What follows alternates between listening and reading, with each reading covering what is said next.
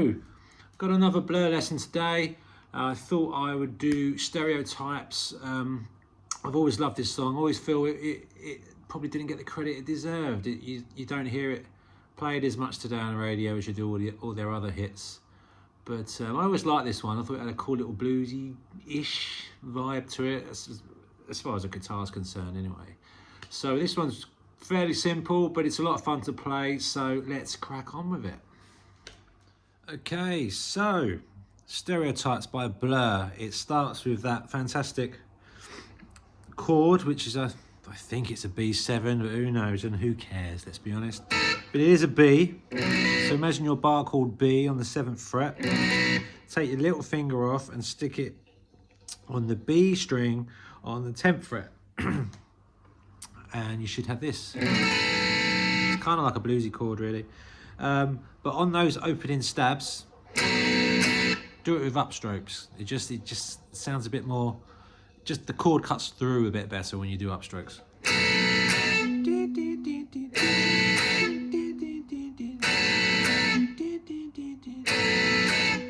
And then, so when the drums kick in, you can do downstrokes on this point. I've watched him on video. Sometimes he does them up on the intro, and sometimes he just does them down. You can do either, but I just think if you on that beginning bit, get the upstroke, but maybe don't hit the high E. Just start on that B. Just want to get that one to ring out. But yeah, so you go from that B7 to I think it's an F sharp octave. So that's just 9th fret on the A string and 11th fret on the G. And you just mute all the rest.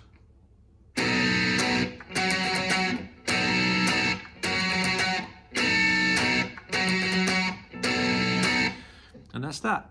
So that's also the verse.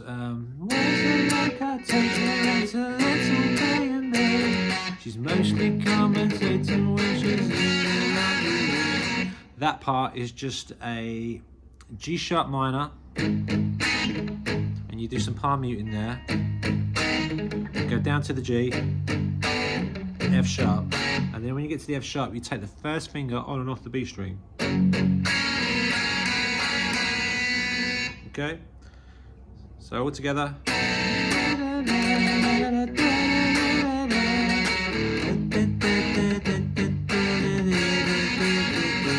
Back again.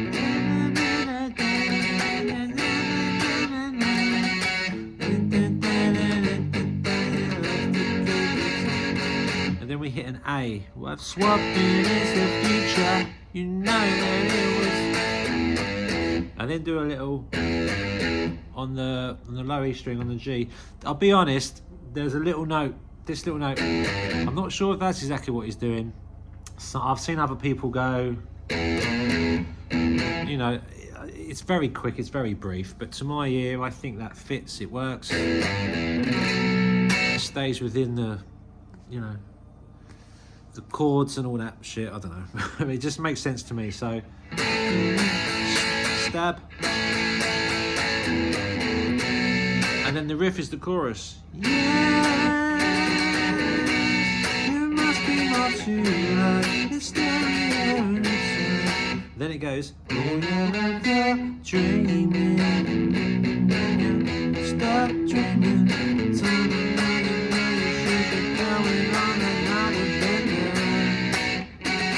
Okay, so I don't know if you call that the chorus or what, but so yeah, I suppose it's a coming out of yeah. But then it does this. Oh, your life, you're dreaming. Now the best way to think of this, oh, your life, you're, instead of, I find the best way to do this is if you think of this little lick as like as the G sharp minor chord, yeah. If you do it like that, you can keep that shape and hit that phrase. I'm hoping that makes sense. So I slide on the A. If you're doing it single notes, it's like that. Slide from the 4th to the 6th. 4th, fourth to the sixth on the A string, no, fourth to the sixth on the D string, and then that last note is the G string on the 4th fret. But if you do it as a chord, so you slide these two together but only hit the one string, I don't know if that helps or not, but I find that's easier. I'm still doing them notes, but it gives you, if you do it as a chord, somehow, for some reason, I find it easier to get to the next part, which is this, which is just like a 12-bar blues thing. So it's just an E power chord, adding the little finger to the B power chord. Oh, your life, it's quite a jump. And you stop dreaming. Okay, so you're dreaming when you stop dreaming. Okay, so if you're, I'm assuming you're familiar with that 12-bar blues type of riff. It's very status quo.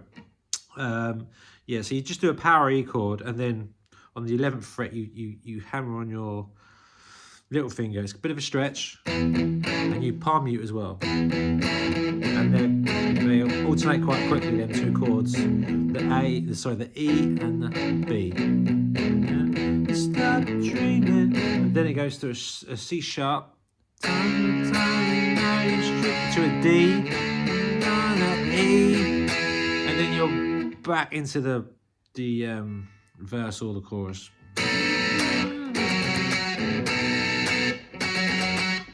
Okay, so you do it all over again. You go around again. You do another verse and another chorus.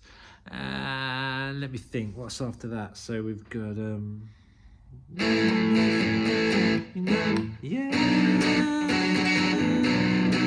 yeah. So then we've got another. Oh yeah, you're dreaming. So that is, you do that part underneath the keyboard solo. Okay, so you're doing that whole section again. Oh yeah, but this is during the keyboard section. There's like a little solo thing going on.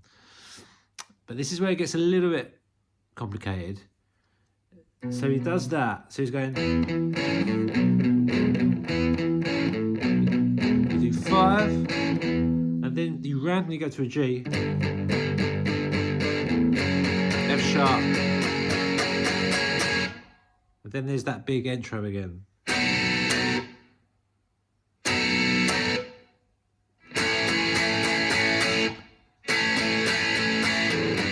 And then we do that B chord. You just stay on it. Then one more step.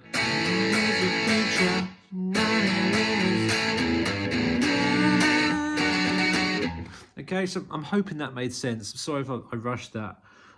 So yeah, so the instrumental section is the bit we're talking about here. But you play that part where you go, oh yeah, dreaming when you. Then you go 1, 2, 3, 4, 5, G, F sharp. Okay, so remember it's like 5 times, if that makes sense. 1, 2, 3, 4, 5, then the quick G, F sharp. Stay on that. Back to the intro.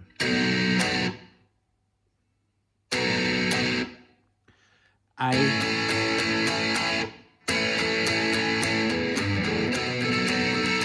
And then it's the organ. More stabs. And then you do another chorus. Okay, so that's basically the song. And then right at the end, there's a slightly different chord sequence coming out of it. So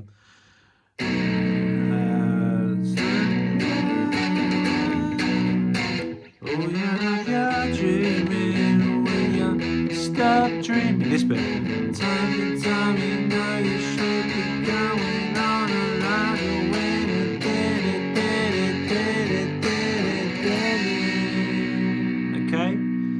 So all that, most of that is exactly the same as when you done it last time, but this time, so you go, if you're dreaming, when you stop dreaming, C sharp, D, a quick E, then an F sharp, then a G, then a B. I'm hoping this is all making sense. Okay, C sharp, D, a quick E, F sharp, G, and a B, and that's the outro. Okay, so just wanted to add this little side note at the end of the video. I forgot to mention that at some points in the song, during those stabs,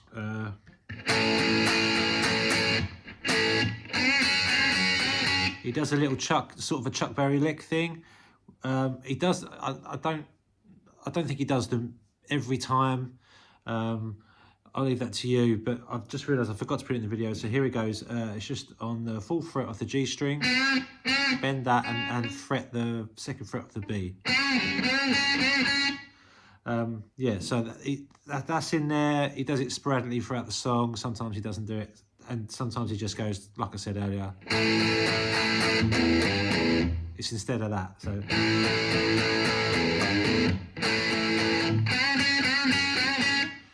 You can do either or. He sort of mixes it up anyway, so just thought I'd throw that one in there for you. And that, my friends, is how you play Stereotypes. Have fun with that. I hope you like that one, and I'll see you again in the next video. Thanks a lot for watching, guys. See you later.